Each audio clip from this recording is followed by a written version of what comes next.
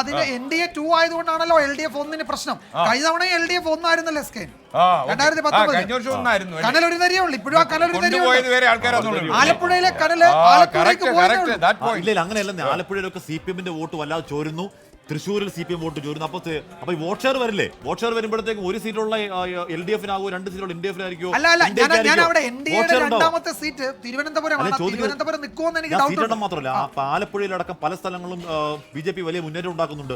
അവിടെയൊക്കെ vote share കുറയുന്നത് LDF-ന്റെയും CPM-ന്റെയും ആണെങ്കിൽ വലിയ രാഷ്ട്രീയ ചർച്ചകൾ തുടക്കമിടുന്നത് കേരളത്തിൽ വലിയ ചർച്ച നടക്കും. BJP ഒരു ലോക്സഭാ സീറ്റ് കേരളത്തിൽ നേടിയാൽ വലിയ ചർച്ചയാണ്. എത്ര ശതമാനമായി? ഒന്നും ആയില്ല. ഒരു പിടി ആയിട്ടില്ല കേട്ടോ. പുള്ളിക്കാരത്തോടെ അടുക്കള പോയിട്ട് ചോറ് എടുത്തിട്ട് വന്നിട്ട് ഞാൻ ചോറ് എടുത്തിട്ട് ഇങ്ങനെ വന്ന് അവിടെ വന്ന് ഇരുന്ന് കഴിക്കാം. ശബ്ദം കൂട്ടി വെച്ചിട്ട് നമ്മള് നമ്മൾ ആലറി വിളിച്ച് പറയാം. ഡോണ്ട് വറി, അടുക്കളയിൽ നിന്നാലും കേൾക്കത്തക്കോലെ ശബ്ദത്തിൽ നമ്മൾ പറയും 296. അതാണ് NDA-യുടെ ഇപ്പോഴത്തെ സീറ്റുകള്. ഇന്ത്യ 300 വീണ്ടും 300ലേക്ക്. നാഷണൽ താലി ഒരിക്കൽ കൂടി പോകാം. NDA 300 India 224. അപ്പൊ 300 224. പ്രിയപ്പെട്ട പ്രേക്ഷകരെ, യഥാർത്ഥത്തിൽ 300-ല് ഒറ്റയ്ക്ക് ഭൂരിപക്ഷമൊക്കെ കിട്ടുന്നു തോന്നുന്നല്ലേ? ഒറ്റയ്ക്ക് NDA സഖ്യത്തിന് കിട്ടുമായിരിക്കും. BJP-ക്ക് മാത്രമായിട്ട് കിട്ടത്തില്ല. അപ്പൊ അത് നല്ലതാ ചിലപ്പോ അല്ലെ? അഭ്യൂഹങ്ങൾ തള്ളി JDU NDA വിടില്ലെന്ന് JDU അറിയിച്ചിട്ടുണ്ടോ വെച്ച് കഴിഞ്ഞാൽ JDU-നെ റാഞ്ചാനുള്ള ശൈലജയോട് KK രമ പറയുന്നു, ചിരിമായാതെ മടങ്ങൂ ടീച്ചർ. മിണ്ടാനും ചിരിക്കാനും തൊടാനും ഉമ്മ വെക്കാനും ഒക്കെ ചിരിമായാത്ത മുഖം ബാക്കി വെക്കണം. മനുഷ്യനെന്ന അപാരമായി ആഗ്രഹിക്കുന്ന നാടാണിത്. ഇവിടുന്ന് മടങ്ങുമ്പോൾ അങ്ങനെ മടങ്ങാവൂ. മരിച്ച മനുഷ്യരെയും തോറ്റ മനുഷ്യരെയും ചേർത്ത് പിടിച്ച നാടാണിത്. മുറിഞ്ഞു തൂങ്ങിയതെല്ലാം ഉള്ളുപടഞ്ഞുകൊണ്ട് തുന്നിച്ചേർത്ത നാടാണിത്. ഇന്നാട്ടിലെ നല്ല മനുഷ്യർക്ക് ആരെയും കളിയാക്കി വിടാനാവില്ല. ചേർത്ത് പിടിച്ച് യാത്രയാവുകയാണ്. രാഷ്ട്രീയം പറഞ്ഞ് നമുക്ക് മത്സരിക്കാവുന്ന വടകര ബാക്കിയുണ്ട് എന്ന പ്രതീക്ഷയോടെ മടങ്ങാൻ കഴിയുന്നതല്ലേ ഭാഗ്യം. വരും തെരഞ്ഞെടുപ്പിൽ മതമാണ്, മനുഷ്യനാണ് ഇവിടെ പ്രവർത്തിക്കുക എന്ന പ്രതീക്ഷയോട് ഇങ്ങോട്ടേക്ക് വരാൻ ഇനിയും ഇന്നാട് ബാക്കിയുണ്ട്. സ്വന്തം KK രമ. ആ ഒരു വലിയ സൗഹൃദമാണ്.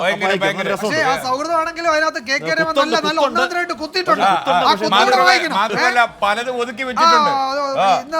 അപ്പൊ തോറ്റ ദിവസം കൂടെ അങ്ങ് പറഞ്ഞേക്കാം, മാന്യമായ ഭാഷയിൽ അങ്ങ് പറഞ്ഞു. വരും തെരഞ്ഞെടുപ്പുകളിൽ മതമല്ല, മനുഷ്യനാണ് ഇവിടെ പ്രവർത്തിക്കുക എന്ന പ്രതീക്ഷയോട് ഇങ്ങോട്ടേക്ക് വരാൻ ഇന്നാട് ബാക്കിയുണ്ട്. രണ്ട് തരത്തിൽ സൗഹൃദമല്ല. എനിക്ക് തോന്നുന്നു രക്തം പുരണ്ട ഒരു കത്തി ഇതിനകത്ത് ഒളിപ്പിച്ച് വെച്ചിട്ടുണ്ട് അല്ലേ? ഒരു സാധനം ഒളിപ്പിച്ച് വെച്ചിട്ടുണ്ട്. നമ്മൾ പറഞ്ഞില്ലെന്ന് വേണ്ട. ഓക്കെ, അപ്പം ദേശീയ തലത്തിൽ 296ലേക്ക് വന്നു. 229 ഇന്ത്യ മുന്നണിക്ക് 229, 296, 229, 230 ഇന്ത്യ മുന്നണിക്ക് 230. കേരളത്തിൽ സ്ഥിതി മാറുന്നില്ല. 17 മണ്ഡലങ്ങൾ UDF, അതുപോലെ LDF 1, NDA 2. ഹൈബീഡിന്റെ ലീഡ് എന്ന് പറഞ്ഞത് 1,49,056. അതെ. അപ്പൊ ഇത്രയും പ്രതീക്ഷിച്ചോ ഇദ്ദേഹത്തിന് ലീഡ്? 4362 വോട്ട് നേടി എന്ന് പറഞ്ഞു.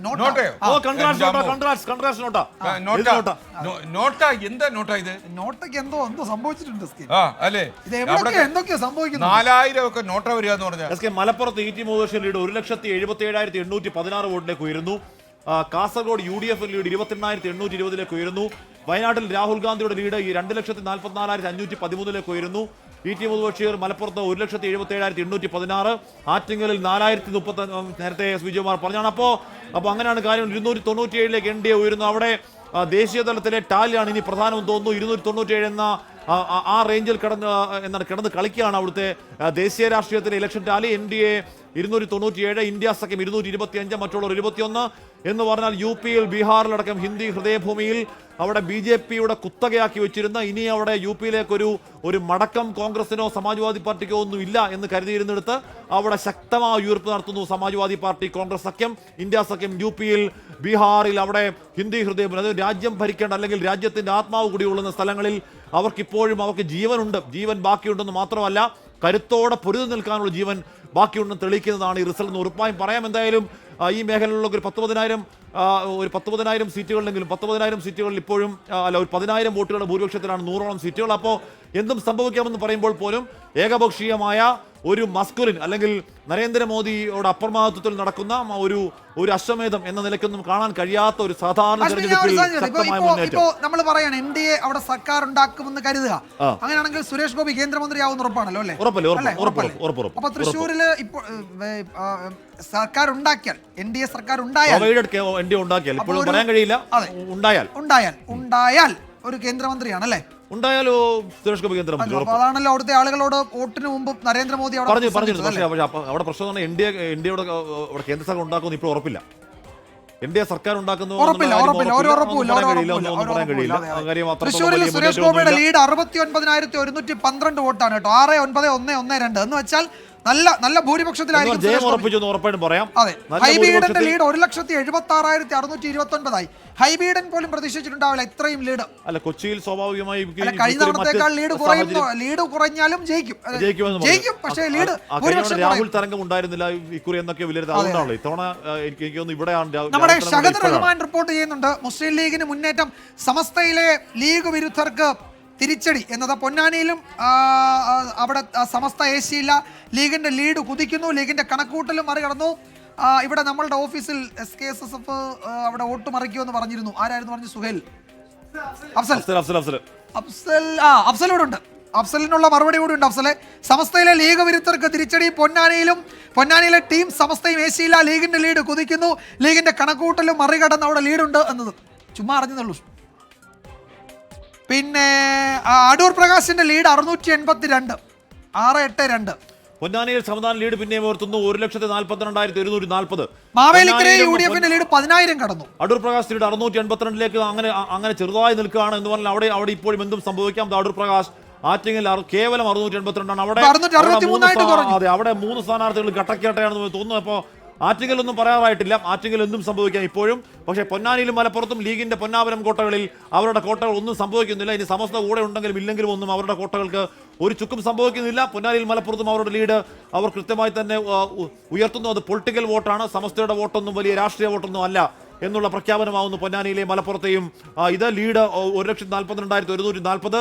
കോയമ്പത്തൂരിൽ തമിഴ്നാട് BJP അധ്യക്ഷൻ K അണ്ണാമലൈ 15,879 വോട്ടുകൾക്ക് പിന്നിലാണ് DMKയുടെ ഗണപതി രാജ്കുമാറാണ് അവിടെ മുന്നിൽ. ഇക്കുറി അണ്ണാമല മത്സരിക്കാൻ വലിയ താല്പര്യം കാട്ടിയിരുന്നില്ല. അടുത്ത നിയമസഭാ തെരഞ്ഞെടുപ്പിൽ അവിടെ BJP നയിക്കുന്ന ഒരു മുന്നണിയുടെ മുഖ്യമന്ത്രി സ്ഥാനാർത്ഥിയാവുക എന്നൊക്കെയായിരുന്നു ആഗ്രഹം. പക്ഷേ അത് നടന്നില്ല.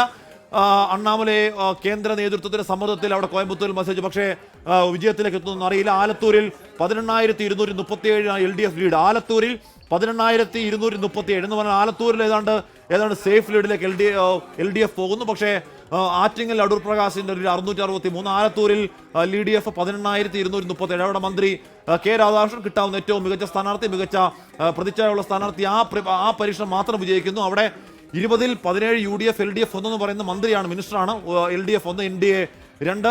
KC Venugopal lead 48,773. ഇതുവരെ എണ്ണിയത് പത്തനംതിട്ടയിൽ ഇതുവരെ എണ്ണിയത് 3,66,734 വോട്ടുകൾ. ആന്റോ ആന്റണിയുടെ ഭൂരിപക്ഷം 26,050.